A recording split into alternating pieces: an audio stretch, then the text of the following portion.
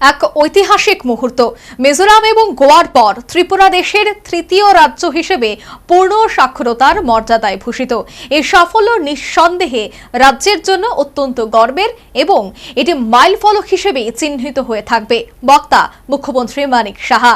সে সাথে মুখ্যমন্ত্রী সাক্ষরতা অভিযানের সৈনিকদের ধন্যবাদ জ্ঞাপন করেন। শিক্ষা নিয়ে চেতনা, চেতনায় ঘটে বিপ্লবের উন্মেষ। এই আত্মবাক্যটি আজ ত্রিপুরায় বাস্তবায়ন ঘটেছে। উল্লাস নবভারত সাক্ষরতা কর্মসূচির সফল বাস্তবায়নের মাধ্যমে ত্রিপুরা রাজ্য রবিবার পূর্ণ সাক্ষর রাজ্যের মর্যাদা লাভ করেছে। রবীন্দ্র ভবনে এক অনুষ্ঠানে মুখ্যমন্ত্রী মানিক সাহা ত্রিপুরাকে পূর্ণ সাক্ষর রাজ্য হিসেবে ঘোষণা করেন।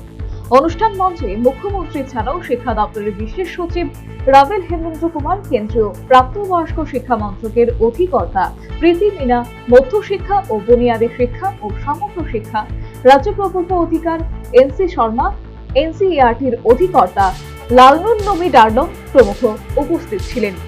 অনুষ্ঠানে বক্তব্য রাখতে গিয়ে মুখ্যমন্ত্রী বলেন, এক ঐতিহাসিক মুহূর্ত। মিজোরাম ও গোয়ার পর ত্রিপুরা দেশের তৃতীয় রাজ্য হিসেবে পূর্ণ সাক্ষরতার মর্যাদায় ভূষিত। এই সাফল্য নিঃসন্দেহে রাজ্যের জন্য অত্যন্ত গর্বের এবং এটি মাইলফলক হিসেবে চিহ্নিত হয়ে থাকবে। সেই সাথে মুখ্যমন্ত্রী বলেন, এই অভিযানটি একটি সাধারণ প্রকল্প নয়, এটি একটি সামাজিক আন্দোলন। 1961 সালে যেখানে রাজ্যের সাক্ষরতার হার ছিল 20% সামান্য বেশি, সেখানে 2011 সালে রাজ্যের সাক্ষরতার হার 87.22% পৌঁছেছে।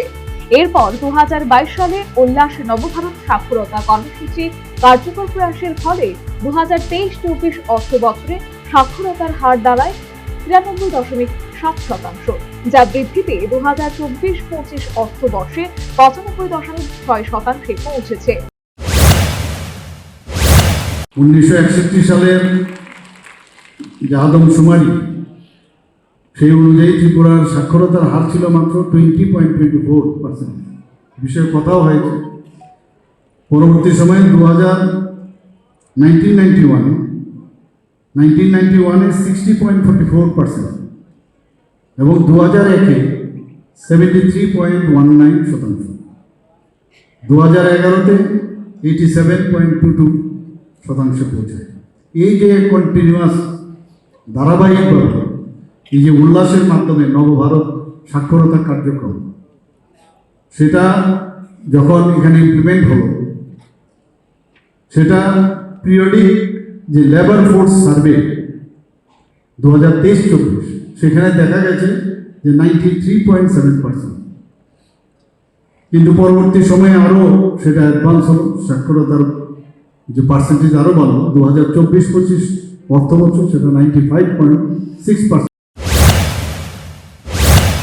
এদিন নবভারত সাক্ষরতা কর্মসূচিতে 15 বছর বা তদন্ত বয়সের ও স্বাক্ষর নাগরিকদের স্বাক্ষর করে তোলার লক্ষ্যে স্বেচ্ছাসেবক সহ শিক্ষক শিক্ষার্থী যারা এই অভিযানকে সাফল্যমণ্ডিত করার জন্য নিরলসভাবে কাজ করছেন, তাদের মুখ্যমন্ত্রী ধন্যবাদ জানান এবং বলেন, এরা প্রত্যেকেই সাক্ষরতার সৈনিক।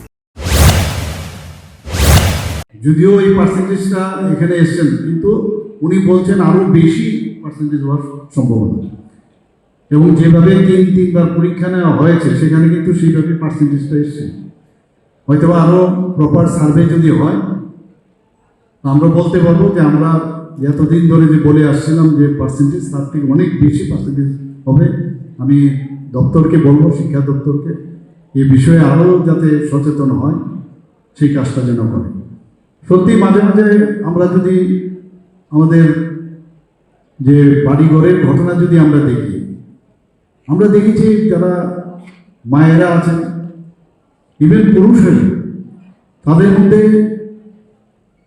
গান করছিলেন। একটু আগে আমরা দেখলাম গান করেছেন, কিন্তু লিখতে পারেন না, এরকম কথা বলতে পারেন, সবই আছে, কিন্তু লেখা জানেন না। কি লেখা জানেন না, মুখে মুখে ওয়ার্ড অফ মাউথে শিখে ফেলেন।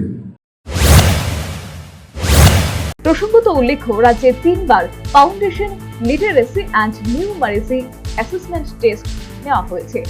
এতে প্রথমবার 2024 সালে 17 মার্চ FLNAT পরীক্ষায় অংশগ্রহণকারী 4597 জনের মধ্যে ৩,৫৮১ জন উত্তীর্ণ হয়। আবার 2024 সালে 29 ডিসেম্বর 14,197 জন পরীক্ষায় অংশ নেয়, আর তাতে উত্তীর্ণ হয় 13,909 জন। সর্বশেষ 2025 সালের 23 মার্চ সংশ্লিষ্ট পরীক্ষায় অংশগ্রহণকারী 5,896 জনের মধ্যে 5,819 জন পরীক্ষার্থী উত্তীর্ণ হয়। এদিন মুখ্যমন্ত্রী জানিয়েছেন, রাজ্যে উল্লাসের মাধ্যমে প্রতিটি ব্লক ও গ্রামে গড়ে উঠেছে 943টি সামাজিক চেতনা কেন্দ্র। শিক্ষাদানের জন্য 2,228 জন স্বেচ্ছাসেবী শিক্ষক শিক্ষিকা রয়েছেন। তাদের মধ্যে একটা বড় অংশ ছাত্রছাত্রী, কলেজ শিক্ষার্থী এবং অবসরপ্রাপ্ত শিক্ষক। মুখ্যমন্ত্রী বলেন, এখানেই থেমে থাকা লক্ষ্য নয়, সাক্ষরতা হলো নতুন জীবনের দরজা খোলার চাবিকাঠি। আজকের দিনটি একটি নতুন যাত্রার সূচনা, যা ত্রিপুরার ইতিহাসে স্বর্ণাক্ষরে লেখা থাকবে। এদিনকার অনুষ্ঠানে উল্লাস নবস্বাক্ষর কর্মসূচির উপর একটি তথ্যচিত্র প্রদর্শিত হয়। মুখ্যমন্ত্রী সহ ও অতিথিরা উল্লাস পত্রিকার মলাট উন্মোচন করেন। এছাড়াও নবস্বাক্ষরতার নাটক, নৃত্য পরিবেশন করেন। অনুষ্ঠানে বিভিন্ন জেলার নবস্বাক্ষরদের মধ্যে বেস্ট লার্নারদের সংবর্ধনা জ্ঞাপন করা হয়। অনুষ্ঠান স্থলে প্রদর্শিত স্টলগুলি ঘুরে দেখেন মুখ্যমন্ত্রী সহ অন্যান্য অতিথিরা। অনুষ্ঠান স্থলে প্রদর্শিত স্টলগুলির মধ্যে প্রথম, দ্বিতীয় ও তৃতীয় এবং সাক্ষরতার শ্রেষ্ঠত্বের নিরিখে সেরা জেলা হিসেবে উত্তর জেলাকে পুরস্কৃত করা হয়। অনুষ্ঠান মঞ্চে মুখ্যমন্ত্রী সহ অতিথিবর্গ পুরস্কার প্রাপকদের হাতে পুরস্কার তুলে দেন। Bureau report, news vanguard.